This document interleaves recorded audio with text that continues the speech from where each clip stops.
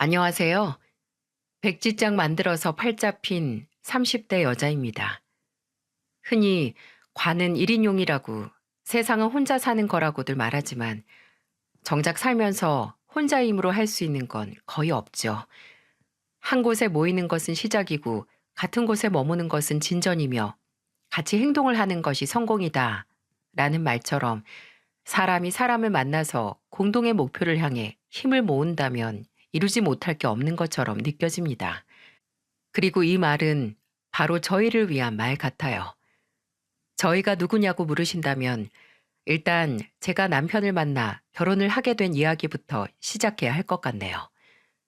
남편과 저는 제 친구의 소개로 만났는데 저는 그 당시 백화점 브랜드 본사에서 근무하고 있었고 남편은 대기업 입사 2년 차였어요. 서로 20대 중후반에 만나서 연애를 하게 됐죠. 저는 남편의 성실하고 좀 어리버리하다 싶을 만큼 순박한 모습에 끌렸는데 일단 제 말이라면 무조건 믿고 보는 그 맹목적임이 좋았어요. 제가 장난으로 하는 말도 다 진짜라고 믿다가 망신을 당하기도 했거든요. 나 미니 씨가 보여준 영상 회사 사람들한테 다 보여줬다가 망신당했어. 펭귄이 날아가는 영상 사람들이 이걸 진짜 믿었냐고 하더라. 와, 신기하더라고요. 그래도 같이 일하는 사람들 앞에서 창피당한 게 미안해서 웃으면서 사과를 했던 기억이 나네요. 그 외에도 종종 제가 그거 알아? 하고 장난을 치면 그걸 고지고대로 믿는 겁니다. 처음에는 재밌었는데 갈수록 이 사람 이렇게 순진해서 어떻게 대기업에 들어간 거지? 일은 제대로 하나? 어디서 사기당하는 거 아니야? 라고 걱정이 슬슬 되더라고요. 그래서 진지하게 남편에게 어디 가서 사람 말 막 믿지 말라고 그러다 진짜 큰일 난다고 당부했더니 남편은 어처구니가 없다는 듯 웃으면서 그러더군요. 나 속이는 거 미니 씨밖에 없어. 나야 그냥 미니 씨가 하는 말이니까 일단 믿는 거지. 그러니까 나 좀 그만 놀려먹으세요. 제가 하는 말이니 그냥 믿는다는 남편. 그 말이 그렇게 든든하고 기분이 좋더라고요. 또 이런 남편의 믿음을 저버리고 싶지 않기도 했고요. 또 저와 남편은 동변상련의 공통점도 있었는데 바로 아버지가 안 계시다는 거였어요. 저는 회사를 다니고 있을 때 그래도 나이가 좀 먹고 아버지께서 돌아가셨는데 남편은 초등학교 5학년 때 아버지께서 돌아가셨다고 해요. 어떻게 보면 제가 그 당시 아버지가 돌아가시고 겪고 있던 허함을 남편은 몇십 년 전에 미리 겪은 거였죠. 그래서 아버지 빈자리에 대한 마음을 추스르는데 남편이 많은 도움을 줬었고요. 그리움은 시간이 해결해 주기도 하지만 불현듯 아무 이유도 없이 파도처럼 밀려오기도 하는데 그때 마냥 슬퍼하는 것보다는 아버지에 대한 좋은 기억만 하려고 노력하면 마음이 편하다고 해주더라고요. 또 그런 공통점 때문에 솔직히 결혼 준비하면서 처음 시댁에 갈 때 좀 기대를 하고 가기도 했고요. 제 시어머니가 되실 분도 저희 어머니처럼 남편을 먼저 떠나보낸 분이니까 뭔가 이상한 연대감이 생겼다고나 할까요? 제가 원래 사람을 좋아해서 별것도 아닌 공통점에 의미를 두는 편이었거든요. 또 그전까지 남편에게 듣기로는 시어머니께서는 일찍 남편을 보내시고 세 형제를 키우시면서 정말 안 해본 일이 없으셨고 조금 남은 시아버지의 유산과 본인이 쎄 빠지게 고생해서 모은 돈으로 일찍 부동산 투자를 해서 재산을 불린 자수성가시라고요. 듣기만 해도 대단하잖아요. 요즘 같은 시대에도 여자 혼자 애 키우기가 보통 일이 아닌데 무려 세 형제를 키우시면서 억대 자산가까지 되시다니 만나지도 못한 순간부터 인간적으로 존경까지 됐었죠. 남편은 제게 그렇게 혼자 올라오신 분이라서 아무래도 성격이 좀 꼬장꼬장하시다. 네가 만나면 힘들 수도 있다라고 했지만 세월의 풍파를 겪고 나면 바뀌는 게 또 사람의 성격이잖아요. 그 정도는 당연하다고 생각을 하고 한껏 기대를 품고 시댁으로 갔었죠. 근데 정말 참 여러 가지 의미로 대단하시긴 하더라고요. 일단 서울 땅 한가운데에 으리으리하게 지어진 전원주택을 목도했을 때부터 놀랐어요. 그때까지 남편을 만나면서 딱히 남편이 엄청난 금수저라는 걸 느끼지 못했어서 더 놀랐고요. 거기서부터 약간 기가 죽었는데 제가 만남 전부터 존경을 하던 시어머니를 마주했을 때 이 으리으리한 주택이 무슨 소용인가 싶을 정도로 참담한 심정이 됐습니다. 시댁에는 시어머니와 식품회사 연구원으로 일하시는 첫째 시숙님, 그리고 전직 여군 출신인 첫째 형님이 합가를 해서 함께 살고 계셨어요. 개인 사업을 하고 있던 둘째 시숙님께서도 일반 회사를 다니고 있던 둘째 형님과 결혼을 하셨는데 따로 살고 계셨고요. 그날 둘째 시숙 내외는 참석을 하진 못했지만 첫째 시숙님과 첫째 형님께서는 굉장히 푸근하시고 친절하신 분들이었어요. 두 분은 결혼한 지 그 당시 5년 차가 돼가고 있었는데 긴장을 한 상태에서 그렇게 미소를 지으면서 환영을 받으니 덜덜 떨리던 마음이 일순간에 안정이 되더라고요. 그때까지만 해도 시어머니께서는 몇 마디 말도 안 하시고 가만히 저를 지켜만 보고 계셨고요. 시어머니께서는 키가 150 초반이 될랑 말랑 하실 정도로 작으시고 심지어 몸도 되게 마르셔서 전체적으로 체구가 아담하셨어요. 근데 왜 사람이 기라는 게 있잖아요. 그렇게 작은 몸에서 뭔가 긴장을 늦출 수 없는 기운이 나오는 것 같았습니다. 눈초리도 굉장히 매서웠고 그리고 좀 놀란 게 눈을 잘 깜빡이질 않으시더라고요. 그때까지만 해도 아, 진짜 기운이 느껴진다. 저게 카리스마라는 거구나. 라고 생각을 했는데 그 기운은 단순히 카리스마가 아니고 그저 독이라는 걸 천천히 알게 되었죠. 부모는 다 살아있고 이게 시어머니께서 제게 처음 건넨 말이에요. 제게 툭 손가락질을 하시면서 그러시더라고요.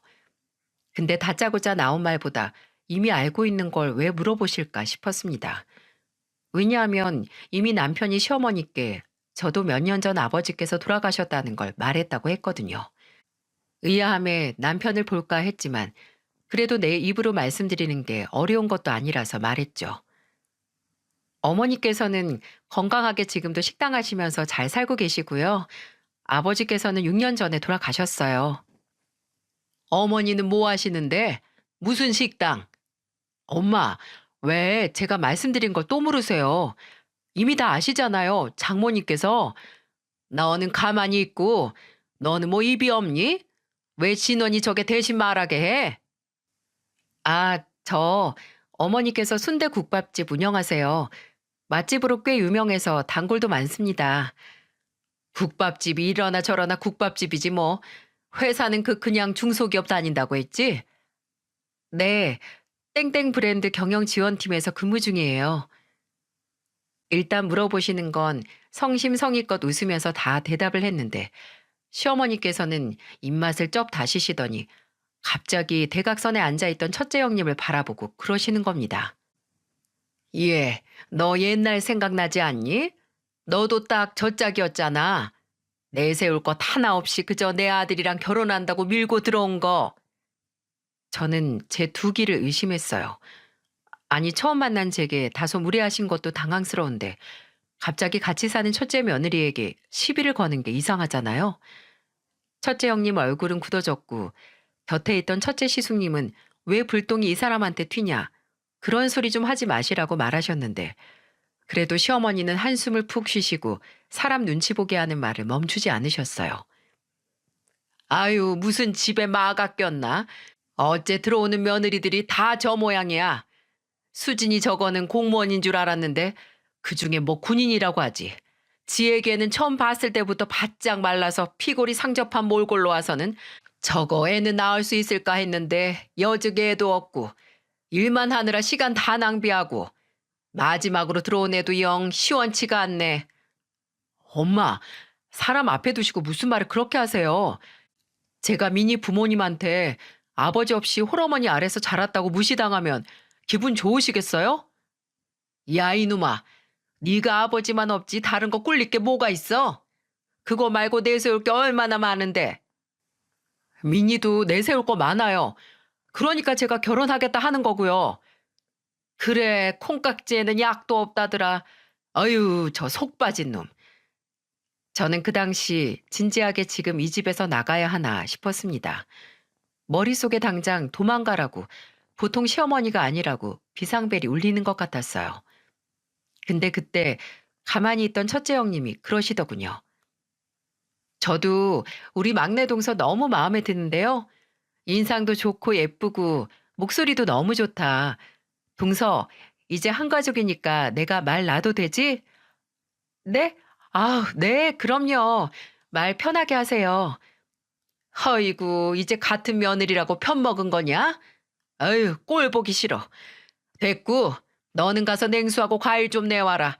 기분 잡쳐서 입안이 쓰다써. 저는 제 편을 들어준 게 감사해서 저도 도와드릴게요. 라고 말하면서 뒤쫓아갔어요. 뒤에서 시어머니가 혀를 차는 소리와 남편과 첫째 시숙님이 그걸 말리는 말소리가 들렸지만 모른 척 했습니다. 제가 주방에 들어가자 첫째 형님은 제 손을 잡고 말했어요. 놀랐지. 우리 어머님이 좀 저러셔. 사람 앞에 두고 꼬투리 잡고 헐뜯는 재미로 살아가는 분이시거든. 아, 네, 좀 놀랐어요. 큰형님은 어떻게 같이 사세요? 벌써 5년이나 같이 사신 거죠? 나도 시어머니 때문에 몇 번이나 이혼 소리에 도장 찍을 뻔했어. 그나마 남편이랑 애들 보고 버틴 거지. 시어머니가 큰아들한테 의지를 많이 하시는데 그래도 그런 큰아들 말은 좀 들으시거든. 남편 없을 때는 또 막말하시지만 그냥 무시하면 편해. 나 아까도 시어머니가 나한테 시비 걸 때 속으로 오늘 저녁에 뭐 먹나, 오늘 TV에서 무슨 드라마 하나 그 생각했어. 그럼 좀 괜찮아지거든. 와, 그것도 정성이네요. 힘드셨겠어요. 처음에야 물론 힘들었지. 근데 적응하면 편해. 동서, 우리 도련님 진짜 좋은 사람이거든? 아까도 봤지? 어떻게든 중간 역할 하려고 하잖아. 물론 시어머니가 좀 곁에 두기 영 힘든 사람이지만 그래도 그것 때문에 포기하기엔 우리 도련님이 참 착하거든. 성실하고. 나 처음에 결혼하고 시어머니 때문에 힘들 때 얼마나 잘해줬는데 시어머니 대신 나한테 사과도 참 많이 했고 아까 충격받고 혹시라도 결혼 다시 생각할까 봐 노파심에 내가 하는 소리야. 그래도 또 동서 생기니까 좋네. 오늘 못 온 동서랑 나랑 진짜 잘 지내거든. 공공의 적이 있으니까 그렇게 빨리 가까워지더라고. 우리 막내 동서도 내가 잘 챙겨줄 테니까 시어머니가 또 시비 걸고 돼도 안 되는 트집 잡으면 내가 말해준 대로 해. 내일 회사에는 뭘 입고 가나, 점심 뭐 먹지? 이런 잡생각하면서 적당히 받아쳐. 의외로 선만 지켜서 세게 나가면 별말도 못 하신다?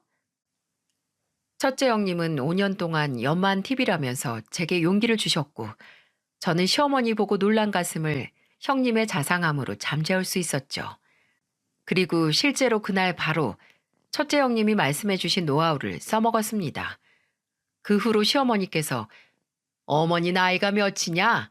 라고 물으셔서 어머님하고 동년배실 거예요. 라고 말했더니 내 나이가 몇인 줄 알고 그렇게 말하냐? 정확히 말해, 정확히. 라고 하셔서 웃으면서 아이, 밖에서 어머니 나이 말하고 다니면 저 혼나요. 라고 얼버무렸고 어머니 사시는 곳은 자가냐, 전세냐, 아니면 월세냐? 라고 하셔서 자가라고 했죠. 근데 끝까지 매매가가 얼마냐고, 얼마에 사서 얼마나 올랐냐고 하셔서 제 명의가 아니라서 자세하게 알지 못한다고 대충 대답을 해버렸네요. 제가 첫째 형님에게 배운 대로 방실방실 웃으면서 적당히 받아치니 시어머니께서는 어이없어 하시고 저를 아니 꼽게 보긴 하셨지만 그래도 별다른 말씀은 안 하시더라고요.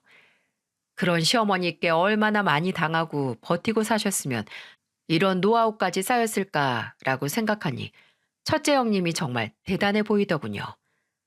그리고 그건 둘째 형님도 마찬가지였어요. 앞서 첫째 형님이 공공의 적이 있다면 급속도로 빠르게 친해진다고 했잖아요. 저도 그랬습니다. 또 두 분이서 저를 잘 챙겨주시기도 해서 결혼 전부터 첫째 형님과 둘째 형님 그리고 저 이렇게 셋이서 자주 만났었죠. 저는 시어머니가 둘째 형님은 피골이 상접했다고 하셔서 정말 좀 연약하신 분일까 했는데 그냥 좀 말랐을 뿐 혈색이나 안색 모두 문제 없어 보였어요. 어머님이 동서한테 내 욕도 했지? 분명 그랬을 거야. 뭐 당장 쓰러지게 생겼네. 그렇게 약해 보이는 내 며느리로 받으면 안 된다고 애도 못 낳는다고 뭐라 하셨겠지. 아유, 동서. 그냥 생각도 하지 마. 어머님이 그렇게 말한다고 그게 어디 사실이 되나? 눈에 보이는 거 조금만 마음에 안 들어도 몇 배는 부풀려서 왜곡하시는 분인데 동서가 어디가 약해 보여. 그냥 딱 적당해 보이는 거야. 나처럼 등치 크고 온몸이 땅땅한 근육인 것보다는 적당한 게 나아. 형님들과 만나서 수다를 떠는 건 어느덧 제 삶의 활력소로 자리 잡았습니다. 아버지가 돌아가시고 마음을 정리하는 걸 남편에게 배웠다면 형님들에게는 시어머니가 군림하고 있는 시댁에서 살아남는 법을 배운 거죠. 그래서 저희 셋이 모였을 때 대화의 80%를 차지하는 건 모두 시어머니에 대한 이야기였어요. 결혼 초기에 저야 형님들에 비하면 시어머니에게 당한 게 없으니 할 말이 없었는데 그래서 형님들을 만나면 두 형님이 시어머니에게 받은 모욕과 치욕에 대해 이야기하면서 누가 더 욕받나 대결을 하는 걸 구경하는 것 같았네요. 나 막 결혼했을 때 어머님이 나한테 너 때문에 앞으로 내가 며느리 덕 볼 일이 없다고 했었어. 윗물이 맑아야 아랫물이 맑은데 너 같은 게 처대로 들어와서 앞으로 다 망쳤다고. 자식 농사 잘 지은 거 며느리 하나로 흉년이나 다름없다고 막 쏘아 붙이시는 거야. 그냥 저주를 퍼부은 거나 마찬가지네요. 그럴 때 어떻게 하셨어요, 형님? 처음에야 그냥 혼자 울고 말았지. 남편도 위로해주고. 그때 내가 뭘 알았겠어? 그럴 용기도 없었는데. 근데 시간이 지나 보니까 말은 그냥 말일 뿐이더라고. 나중에도 그런 소리 몇 번 더 하시길래 내가 첫째 서방님한테 여자를 소개시켜 준 것도 아닌데 왜 내 탓을 하시냐. 어머님도 참 미신 좋아하신다. 이러면서 비웃어 드렸지. 아니 솔직히 우리가 뭐 잘못한 것도 없고 심지어 어머님한테 손 벌리면서 못난 짓 하나 한 거 없잖아. 근데 왜 이렇게 우리를 미워하시는 걸까? 에휴, 사람 미운데 이유 없다잖아요. 귀에 걸면 귀걸이, 코에 걸면 코걸이라고. 그냥 온갖 이유 다 붙여가면서 시비 거시는 거죠. 어머님한테 며느리 갈구는 건 그냥 스포츠예요, 스포츠. 그렇다고 해서 저희도 마냥 시어머니께 당하고만 산 건 아니었습니다. 시어머니의 말을 한 귀로 듣고 한 귀로 모두 뱉어내기도 했고 또 반격도 했었어요. 하나 가장 기억이 나는 건 몇 년 전 추석에 있었던 일인데요. 저희 시어머니께서는 명절에 꼭 저희 세 며느리에게 한복을 입고 오라고 하셨어요. 그것도 남편이나 시숙님, 그리고 애들은 입으라 마라 말씀도 없으시고 그냥 며느리들에게만 그 불편한 한복을 꼭 입고 일하라고 하셨습니다. 근데 한복 한 번이라도 입어보신 분들은 아시겠지만 진짜 불편하거든요. 그것도 가만히 앉아 있는 게 아니라 명절에 음식 준비하고 장도 봐와야 하잖아요. 그래서 한 번은 둘째 형님이 그러시더라고요. 우리 차라리 개량 한복으로 바꿔요. 요즘 개량 한복은 여자도 바지가 나오기도 하고 그게 더 편하니까. 어차피 한복은 한복이잖아요. 그래서 그해 추석에는 셋이서 나란히 개량 한복을 맞춰서 입었어요. 그때 저희를 보던 시어머니의 눈빛이 잊혀지지 않았습니다. 개량 한복을 입은 세 명의 며느리를 무슨 구걸하러 온 거렁뱅이처럼 멸시하는 눈빛으로 보셨거든요. 너네 그 꼴이 뭐냐? 지금 뭘 걸치고들 있는 거야? 시어머니는 그게 무슨 한복이냐고 당장 벗으라고 노발대발 하셨고 저희야 이거 안 입으면 첫째 형님 평상복 입고 일하면 되니까 더 좋았죠. 그래서 둘째 형님이 어머님 그럼 저희 이거 벗고 형님 옷 빌려 입을까요? 형님 추리닝 있어요? 라고 했고 시어머니는 입술만 잘근잘근 씹으시면서 아무 말도 안 하셨어요. 그렇게 그냥 한복보다는 수십 배 편한 개량 한복 입고 음식 준비하는데 제가 더워서 위에 걸친 조끼를 벗었거든요.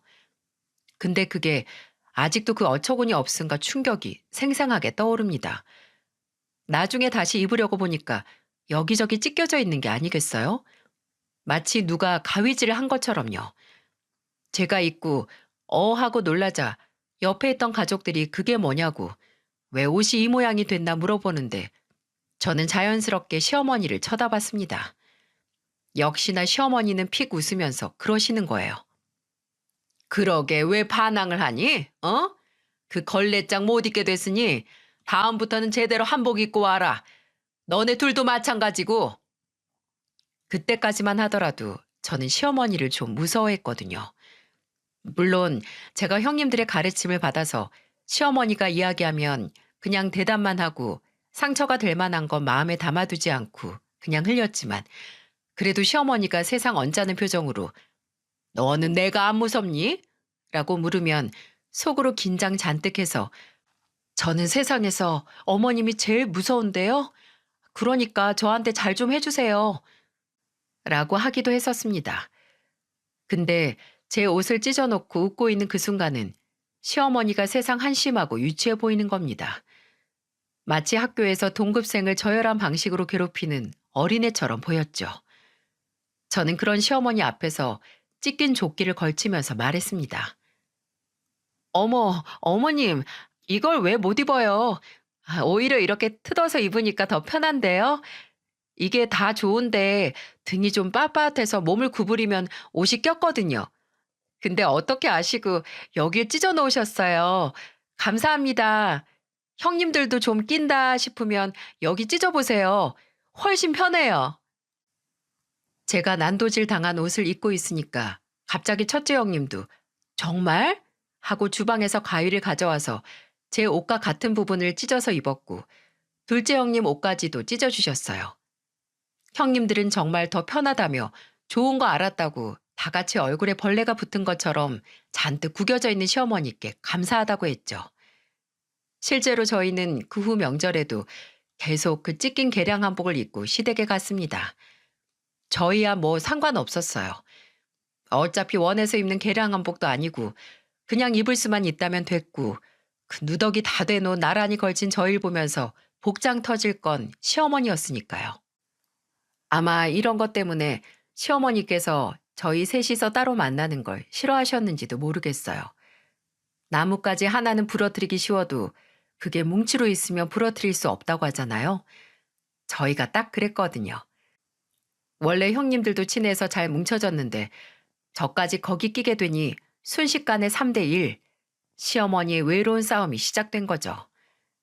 남편이나 시숙님들은 크게 홀로 세 형제를 키우신 시어머니께 반항이나 반발은 못했지만 그래도 되는 대로 저희를 돕기도 했어요. 가장 중요한 건 시어머니의 문제로 저희를 그래도 며느리인데 그래도 시어머니인데 라고 막지 않았다는 거죠. 아마 어머니의 성격을 제일 잘 아는 게 새형제라서가 아니었을까요? 그래서 시어머니는 저희가 밖에서 따로 만나는 걸 아주 치를 떠셨습니다. 심지어 저희가 따로 문자라도 하면서 본인 흉을 볼까 같이 사는 첫째 형님 휴대폰을 검사하신 적도 있어요. 물론 저희가 만나면 시어머니에 대한 불만을 이야기하긴 하지만 그렇다고 문자로 그 증거를 남기진 않았거든요. 이유는 시댁에서 첫째 형님이 휴대폰을 할 때마다 아닌 척 시어머니가 뒤에서 감시를 하셨기 때문이었죠. 또 한 번은 제가 제 친구들을 만나기 위해 외출을 한 적이 있었는데 갑자기 시어머니께 전화가 오는 거예요. 받자마자 시어머니는 지금 형님들이랑 있냐고 물으셨어요. 아니요. 저 오늘 대학교 친구들 만나러 나왔는데 왜 그러세요? 그거 진짜냐? 네 형님이랑 있으면서 거짓말하는 거 아니고? 나중에 알고 보니 첫째 형님이 외출을 하면 그렇게 오늘 누구 만나냐고 또 지혜랑 미니 만나러 가냐? 너는 큰애라는 게 네 동서들 몰래 만나서 대장질하는 거 부끄럽지도 않냐고 막 뭐라고 하셨다는 겁니다. 무슨 의처증 걸린 남편도 아니고 형님들은 시어머니가 며느리들끼리 만나는 걸 극도로 꺼려하시는 게 저희가 단합이 더 잘 돼서 본인의 권위가 떨어질까 무서워한다는 것 같다고 했지만 제가 보기엔 유치한 질투처럼 보였어요. 제게 너는 네 형님들만 챙길 줄 알고 시어머니는 안중에도 없다고 되바라졌다고 뭐라 하셨거든요. 저는 어머님은 제가 뭐라도 마음에 안 들어 하시잖아요. 형님들은 저 보면 칭찬할 거리 찾아서 칭찬해 주거든요. 라고 최대한 얄밉게 말했지만 속으로는 시어머니가 어쩌면 이 넓고 으리으리한 집에서 가장 외로운 사람은 아닐까 생각을 했습니다. 근데 그런 시어머니를 차마 동정도 할 수 없게 만드는 일이 일어나고야 말았네요. 그날은 시어머니의 생신이었죠. 매년 시어머니 생신에는 시댁에서 잔치를 하는 터라 남편 회사 끝나는 시간에 맞춰서 애들 데리고 시댁으로 갔습니다. 근데 그날 둘째 형님이 못 오셨거든요. 그 전날부터 몸이 으슬으슬 오한이 있고 축축 처진다고 하시더니 둘째 시숙님이 말하기로는 새벽부터 열이 나서 회사도 못 가고 하루 종일 집에서 앓고 있다고 했어요. 제가 안부 연락을 했을 때도 목소리에 힘이 하나 없고 이미 목이 가서 슉슉 바람 빠지는 소리가 나더라고요. 집에 가서 한 번 더 연락해봐야겠다 생각을 했는데 저희가 시댁에 도착을 하고 2시간 정도 뒤에 아파서 참석 못했던 둘째 형님이 나타났습니다. 어? 동서, 왜 왔어? 아프다며? 형님, 괜찮으세요? 안색이... 둘째 형님은 당장이라도 쓰러질 것 같은 몰골이었습니다. 덥지도 않은 계절이었는데 식은땀인지 몸이 푹 절어 있는 것 같았고 입술은 다 일어나서 하얗게 질려 있었어요. 저하고 첫째 형님이 뭐하러 온 거냐고 괜찮냐고 물어도 둘째 형님은 대답이 없었고 둘째 시숙님이 그냥 쉬라고 했는데 왜 왔냐고 무슨 일 있냐고 해도 묵묵부답이었고요. 그리고 그때 입을 연 건 바로 시어머니였습니다. 내가 오라고 했다. 얼마나 대단한 병에 걸렸길래 이 시엠이 태어난 날 모른 척 지나가나 보려고 불렀어. 아, 진짜 어머니. 제가 설명 다 했잖아요. 이 사람 새벽에 열이 38도까지 올랐다니까요. 오늘 목요일인데도 회사도 못 갔어요. 가족들한테 옮기기라도 하면 큰일이고 저 사람도 힘들어서 좀 쉬라고 했더니 왜 부르세요 대체. 근데 왔잖아 멀쩡하게.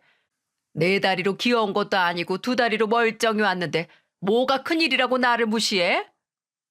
어머님, 저 여기 앞까지 택시 타고 오고 지금 오면서도 몇 번을 쓰러질 뻔했어요. 기사 아저씨가 저보고 병원으로 가냐고 물어보실 정도였고요. 제가 왜 이런 일로 거짓말을 해요. 그냥 오면 되는 건데. 그거야 내 알 바 아니고 어쨌든 네가 나 무시한 거 맞잖아. 이 천하의 쓸모없는 것. 너 바른 대로 말해. 너 내가 애 못 낳는다고 좀 눈치 주니까 이런 식으로 복수하는 거지? 어? 시엠이 무시해서 기분 나쁘게 하려고 작정한 거 아니야? 니들도 마찬가지야. 지들끼리 그저 쑥덕쑥덕 사람 하나 바보 만들려고 하고 못된 것들. 니들은 내가 애초부터 마음에 안 들었어. 그런데도 그저 아들놈들이 좋다고 하니까 언감생심 가족 취급해줬더니 은혜를 원수 갚는다고 딱 그 짝이잖아. 이 빌어먹을 것들. 그 후로 시어머니는 다시 기억 속에서 떠올리기도 힘든 쌍욕을 내뱉으셨습니다. 니들은 팔자가 아주 싸납게 꼬여봐야 정신을 차리지 삐리리더라.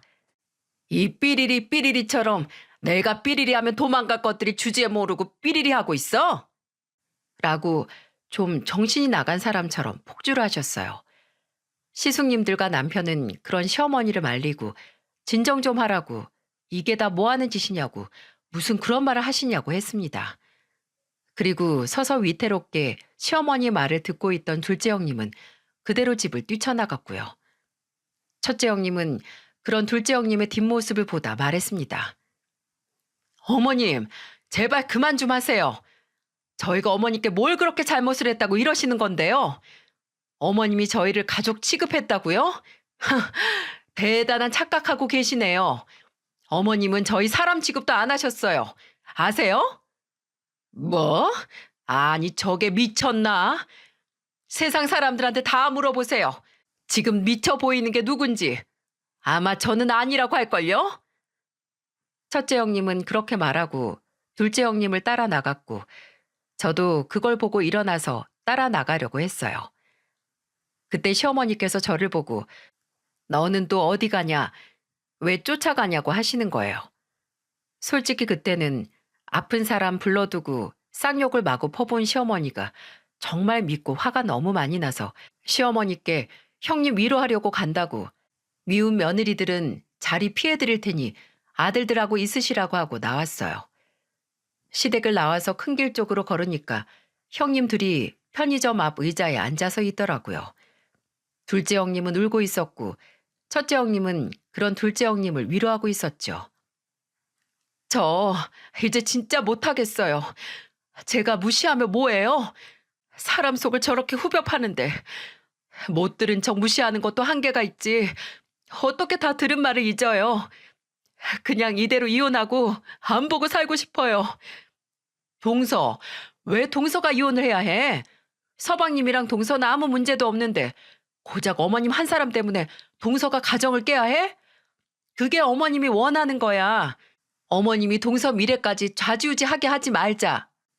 그럼 어떻게 해요? 계속 이렇게 살아요? 차라리 남편한테 말해서 앞으로는 저만 시댁 안 간다고 할까 봐요. 그게 속 편하겠지 싶어요. 아니야, 동서. 차라리 어머님이 더 이상 못 그러시게 하자. 우리가 지쳐 떨어져 나가든 어머님이 지쳐 떨어져 나가게 하든 하자고. 첫째 형님은 사뭇 비장한 표정으로 말했어요. 대체 무슨 말을 하시는 거지 했는데 대뜸 저와 둘째 형님께 그러시더라고요. 동서들 기분도 꿀꿀한데 이번 주말에 제주도나 가자라고 말입니다. 갑자기 무슨 제주도고 여행인 건가 했는데 첫째 형님은 시어머니가 가장 무서워하는 짓을 하자고 했어요. 바로 시어머니 몰래 며느리 셋이서 친하게 지내는 걸 말입니다. 금요일 저녁에 말없이 훌쩍 떠나버려서 충격을 좀 주자고 했죠. 그래서 저희는 바로 금요일 저녁에 짐을 싸 제주도로 가는 비행기에 탔어요. 시어머니와 함께 사는 첫째 형님은 첫째 시숙님의 협조로 시어머니 모르게 집을 나올 수 있다고 했죠. 그렇게 셋이서 밤에 제주도에 도착을 해서 첫날 밤에 맥주 한 잔씩 하면서 속을 풀었고 다음 날 토요일 아침에 일찍 고기국수를 먹으러 나갔어요. 근데 식당에 도착해서 주문을 하고 나니까 첫째 형님 휴대폰으로 시어머니께 전화가 오는 겁니다. 첫째 형님은 전화를 받아 스피커 모드로 바꾸고 태어난 목소리로 말했어요. 네, 어머님. 너 어디냐? 아침부터 어디 갔길래 안 보여? 저요? 저 제주도죠. 뭐? 제주도? 아, 뜬금없이 무슨 제주도야? 어머, 애들 아빠가 말 안 했어요? 첫째 동서 기분이 우울해 보여서 막내 동서까지 껴서 기분 전환하러 왔거든요. 어머님이 잘 아시잖아요. 왜 첫째 동서 기분이 우울한지. 우울은 개뿔. 아니 그럼 니들 셋 다 같이 있는 거야? 제주도에? 그럼 밥은 누가 하고 애는 누가 보냐? 진원이랑 진섭이도 혼자 있을 거 아니야? 에이, 어머님 아들들이 다 모질인가요? 당연히 혼자서 밥 해 먹고 애들도 볼 수 있죠. 참 가끔씩 어머님은 어머님 소중한 아들들을 세상 천치 취급을 하신다니까요. 뭐야? 아니 이게 보자 보자 하니까 못하는 소리가 없네. 야, 너 당장 서울로 들어와. 어제 막 도착했는데 어떻게 지금 가요? 저 일요일 저녁에 가니까 할 말이 있으면 그때 하시고요. 아참, 그리고 이제 제가 동서들한테 어머님 못까지 할 테니까 걱정 마세요. 아니 그게 무슨 소리야? 네가 뭘 한다고? 어머님은 어차피 며느리들 싫어하시잖아요. 그러니까 어머님 마음 편하시라고 제가 대신 시어머니 노릇한다고요. 그러니까 이제 저희한테 신경 끄셔도 돼요. 어머님은 그저 소중한 아드님들 3명만 챙기시면 되니까요. 허, 나 원참 기가 막혀서. 아니 네가 뭔데 시어머니 노릇을 하는데? 네가 뭔데? 왜 못해요? 그래도 어머님보다는 잘할 거니까 걱정 마세요. 아, 그리고 어머님도 좀 나가서 바람도 쐬시고요. 계속 그렇게 혼자 집에 계시니까 괜히 부정적인 생각만 들고 예민해지시는 거예요. 나가서 친구분들도 좀 만나고 기분 전환 좀 하세요. 그렇게 첫째 형님은 전화를 끊으셨어요. 저는 마지막 말이 진짜 충격이었는데 저희 시어머니 친구가 없으시거든요. 그 흔한 모임 하나를 안 나가시는 분인데 그런 분에게 나가서 친구 좀 만나라니 가슴에 비수가 꽂히셨겠죠. 제가 그래도 너무 심한 거 아니냐고 하니까 첫째 형님은 우리 셋이 시어머니께 받은 상처를 몽땅 합치면 이런 건 아무것도 아니라고 안심하라고 했고 둘째 형님은 묵은 채증이 내려간다고 대신 복수해 준 거라고 신나했죠. 저희는 시어머니는 싹 잊고 2박 3일 동안 신나게 놀았습니다. 바다도 보고 인터넷으로 찾았던 맛집이란 맛집은 다 가서 하루에 5끼씩 먹었어요. 물론 외로운 시어머니를 위해 가족들이 다 들어있는 가족 단톡방에 저희의 사진을 보내드렸습니다. 제가 사진을 찍을 수 있게 삼각대를 가져가서 모래사장에서 점프를 하는 순간을 찍은 사진도 단톡방에 보냈고, 밤에 노래방 가서 신나게 춤추고 노래를 부르는 영상도 찍어서 보냈어요. 남편이나 시숙님들은 재밌게 놀다 오라고 나중에 다 같이 가자고 답장을 했지만 시어머니께서는 묵묵부답이었죠. 근데 저희가 보내는 사진이나 동영상을 보긴 보시더라고요. 그리고 아쉬운 여행이 끝나고 서울에 도착을 했을 때 저하고 둘째 형님은 행여 시댁으로 간 첫째 형님이 시어머니께 왕창 깨질까 싶어서 각자 집으로 가지 않고 다 같이 택시를 타고 시댁으로 갔습니다. 저희가 시댁에 도착을 했을 때 시어머니께서는 바나나를 까먹고 계셨는데 갑자기 얼굴을 확 구기시더니 바닥에 바나나 껍질을 냅다 던지면서 그러시더군요. 아니 왜 우르르 다 같이 기어들어와? 니들 집 안 가고. 아, 동서들이 혹시 어머님이 저한테 화풀이 하실까봐 그거 걱정된다고 데려다 주겠다고 하더라고요. 참나, 내가 아주 어이가 없어서 화풀이는 개뿔. 야, 너 쟤들 앞에서 대장질하니까 기분이 째지냐? 진짜 네가 쟤들 시어머니라도 된 것 같아? 네, 엄청 기분 좋은데요. 너무 든든하죠. 솔직히 어머님이 왜 그렇게 며느리들을 싫어하고 못 잡아먹어서 안달이셨는지 모르겠어요. 동서들 다 너무 착하고 저한테 잘하는데 대체 뭐가 불만이셨던 거예요? 뭐? 이 빌어먹을? 어머님, 미리 경고하는데요. 저 지금 휴대폰으로 녹음하고 있거든요. 여기서 저나 형님, 그리고 동서한테 조금이라도 쌍욕하시고 막말하시면 저희 어머님 고소할 거니까 알아서 하세요. 고소? 아주 이것들이 이제 단체로 나 엿을 먹이려고 하네. 고소?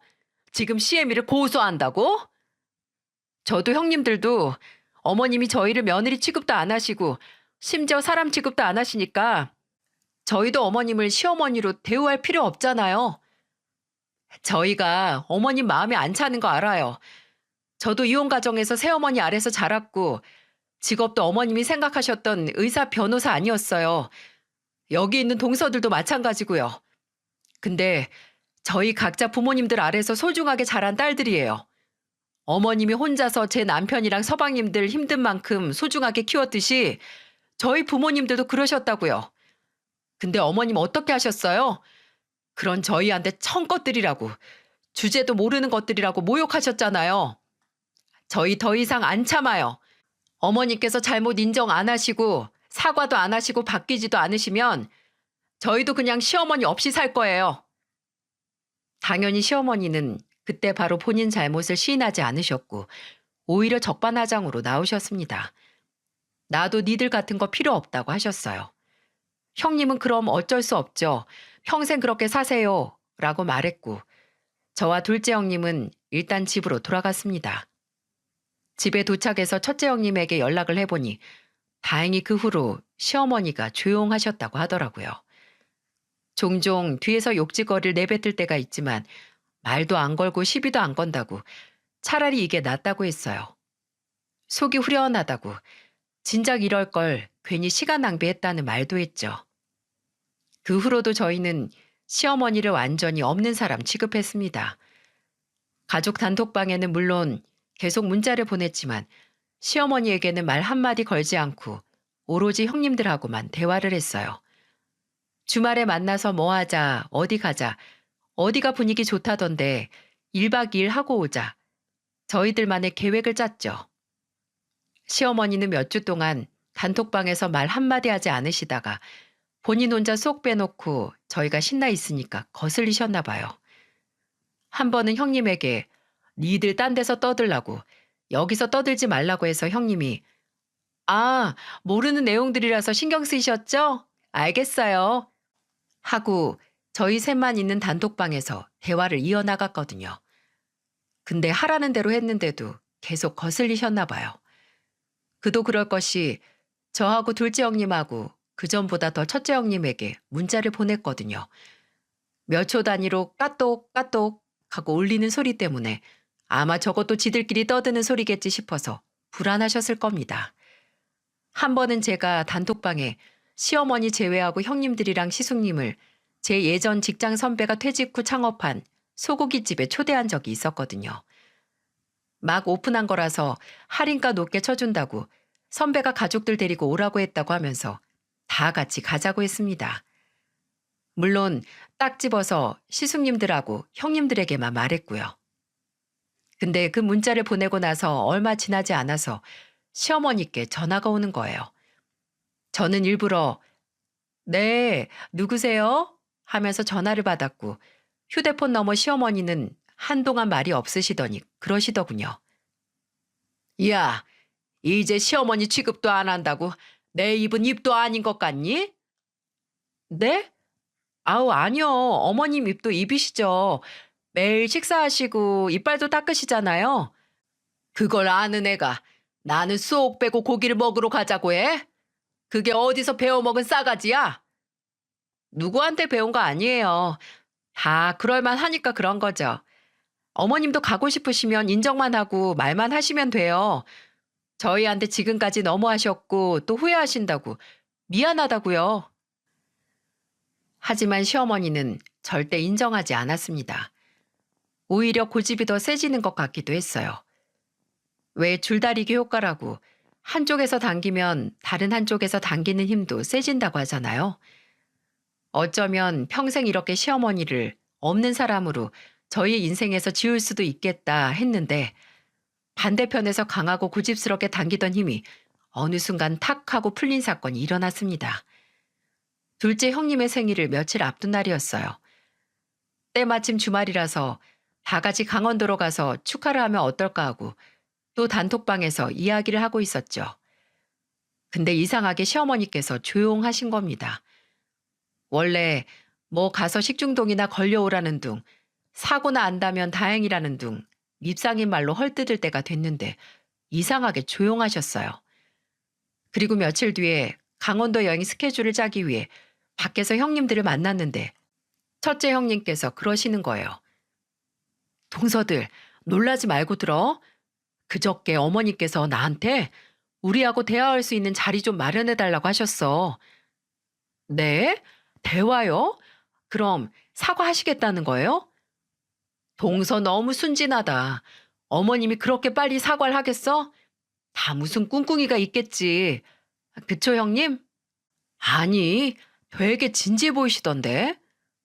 갑자기 왜요? 무슨 신경의 변화가 일어나서 그러시는 거래요? 그게 생각해보면 좀 그럴만해. 나랑 남편이랑 마지막 통보를 했거든. 여기서 첫째 형님이 첫째 시숙님과 함께 시어머니께 했다는 통보는 다름 아닌 분가에 대한 거였습니다.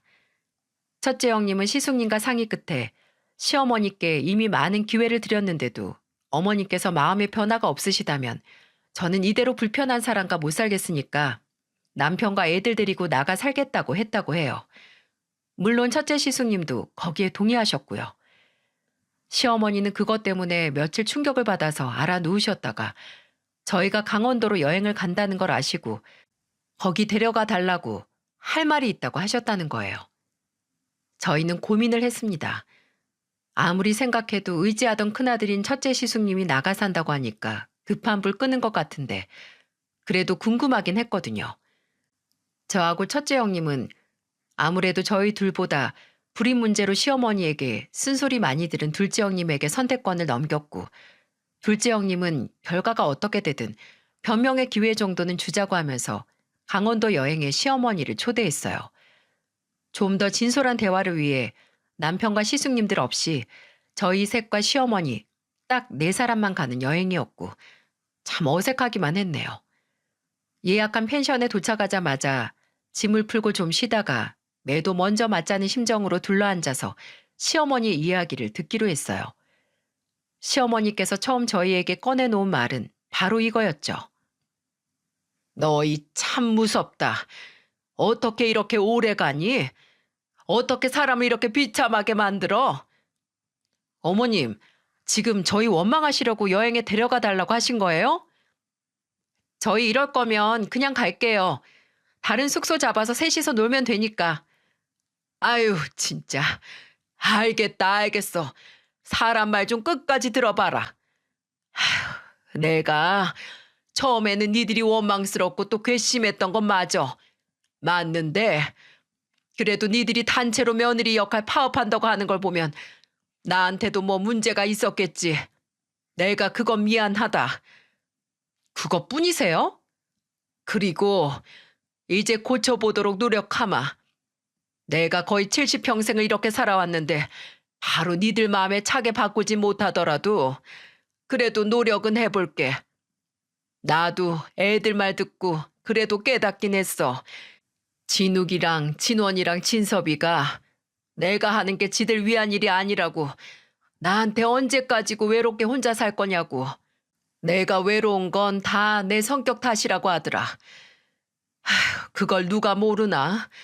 나도 예전에는 내 성질머리 고치고 싶었던 사람인데.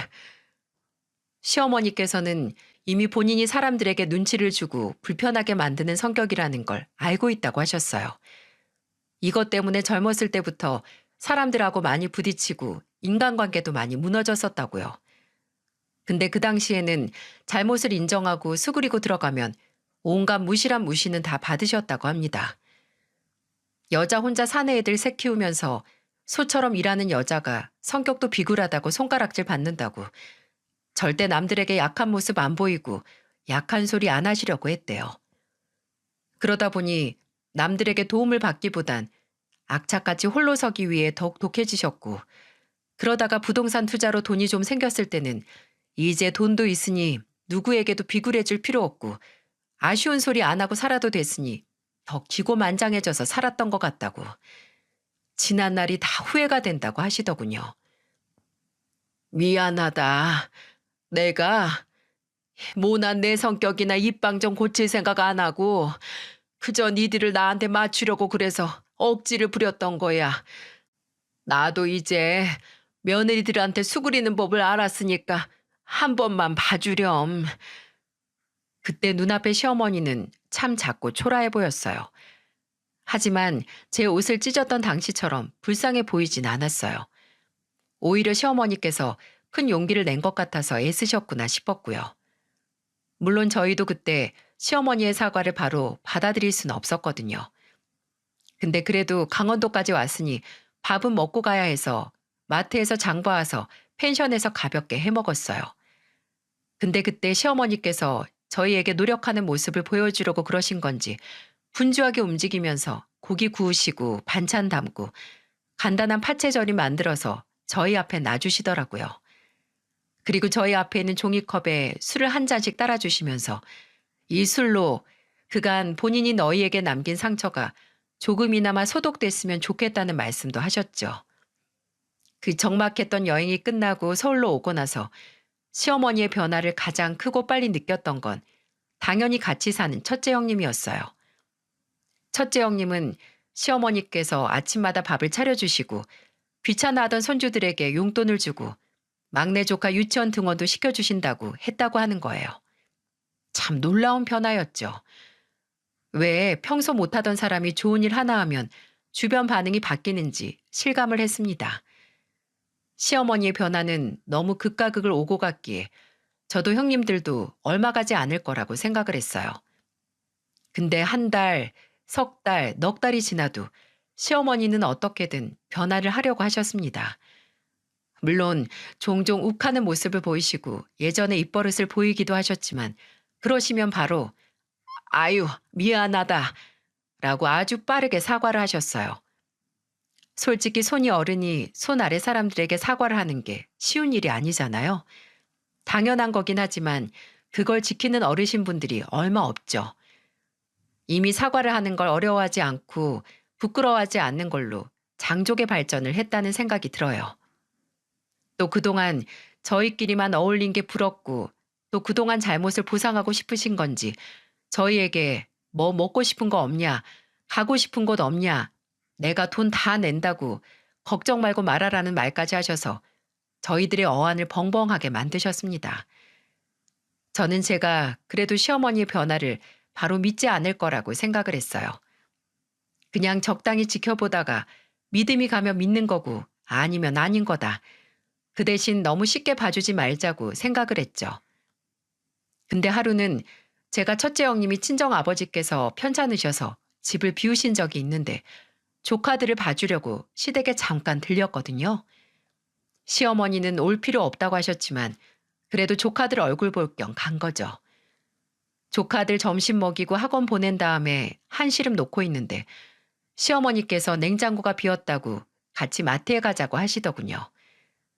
원래 같으면 제게 너 냉장고 확인 안 하니? 저렇게 텅 비어 있으면 올 때 알아서 장을 봐왔어야지. 멍청하게 왜 가만히 있어? 라고 말하셨을 뿐인데 천천히 산책 겸 걸어서 같이 갔다 오자고 하시니 뭔가 홀린 기분으로 따라 나섰습니다. 근데 습관이 진짜 무서운 게 제가 저희 어머니랑 같이 다니면 꼭 어렸을 때부터 그렇게 팔짱을 꼈어요. 그래서 시어머니와 마트 안에서 물건을 보다가 불현듯 습관처럼 시어머니에게 저희 어머니에게 하듯이 팔짱을 꼈거든요. 끼고 나서 순간 어머 내가 뭐 하는 거지 싶어서 팔을 빼려고 했는데 갑자기 시어머니께서 제가 팔짱을 낀 손을 본인 반대편 손으로 가만히 잡으시더라고요. 그리고 아무 일 없는 것처럼 가시는데 뭔가 시어머니께서 참 외로웠던 사람이라는 생각이 드는 겁니다. 외롭지만 다가갈 용기도 재주도 없어서 어쩌면 본인 자식들 이외에 모든 사람들에게 등을 돌린 그런 사람이라고요. 흔히 방어기제라고 하죠. 누군가에게 상처받기 싫어서 먼저 다른 사람들을 상처 입히고 혼자 뒤돌아서서 혼자가 되는 사람들에게서 보이는 현상이라고 하던데 그게 시어머니가 쭉 평생 앓고 있던 게 아닐까 하는 생각이 들었습니다. 물론 그렇다고 해서 남을 무시하고 모욕하는 게 정당화되진 않겠죠. 중요한 건 그걸 인정하고 사과한 후에 변화된 모습을 보여줘서 용서를 받느냐 마느냐의 문제이고요. 지금도 저희 시어머니께서는 꾸준히 변화하는 모습을 보여주고 계세요. 물론 그게 쉽지만은 않을 겁니다. 그래서 저도 형님들도 긴장을 놓지 않고 그런 시어머니를 지켜보고 있어요. 부디 지금 그 변화된 모습이 원래 시어머니 현실에 치인 때가 묻지 않은 진짜 모습이길 바랍니다. 다시는 시어머니와 이런 전쟁을 하고 싶지 않거든요. 이야기를 들어주셔서 감사합니다. 부디 제발 저희 시어머니가 다시 예전 모습으로 돌아가지 않고 지금처럼 며느리들의 마음을 되돌리기 위해 노력하는 분으로 남길 기도해 주세요. 저도 제 이야기를 들어주신 여러분들의 행복을 기도하겠습니다.